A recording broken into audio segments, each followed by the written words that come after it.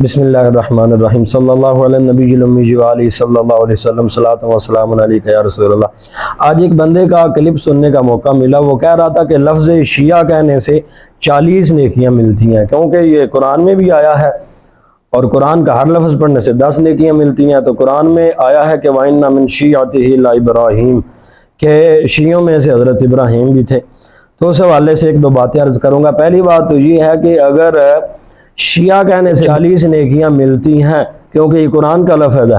جو بندہ یہ کہتا ہے ہم اسے کہیں گے کہ پھر تم یزید کو بھی قبول فرماؤ، کیونکہ یزید کے لفظ میں بھی 4 حرف ہیں، اس کے بھی 40 نیکیاں ملیں گی، اور قرآن میں آیا یزید فی الخلق ما یشاء، سورہ فاطر کی پہلی آیت میں ہی ہے، تو اس سے بھی پھر 40 نیکیاں ملیں گی۔ دوسری وجہ یہ ہے کہ حضرت ابراہیم کو اگر آپ شیعہ کہیں گے تو پھر آپ کو فرعون کو بھی شیعہ ماننا پڑے گا،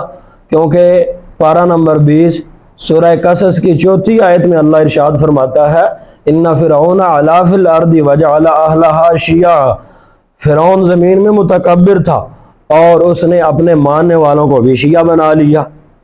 اور شیعہ کے بارے میں صرف یہی نہیں کہا گیا کہ حضرت ابراہیم شیعہ تھے، فرعون کا بھی کہا گیا، وہ بھی اس نے اپنے ماننے والوں کو شیعہ بنا لیا۔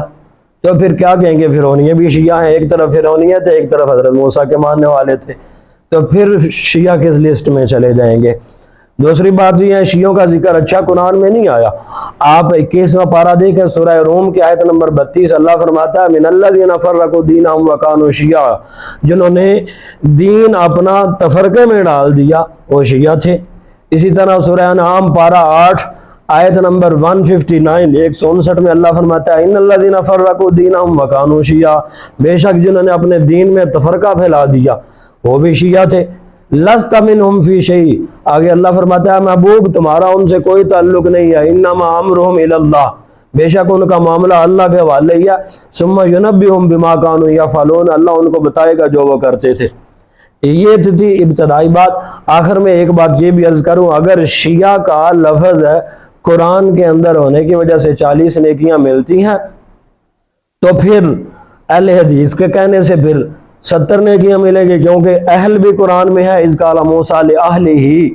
انی آنست نارا، اہل بھی قرآن میں ہے، حدیث بھی ہے، هل اتاک حدیث الجنود، 4 لفظ حدیث کے 3 اہل کے، تو اس طرح 70 نیکیاں اہل حدیث کہنے سے ملیں گی، اور اسی طرح وہابی کہنے سے بھی نیکیاں 5 مل جائے گی، کیونکہ انک انت العزیز الوہاب،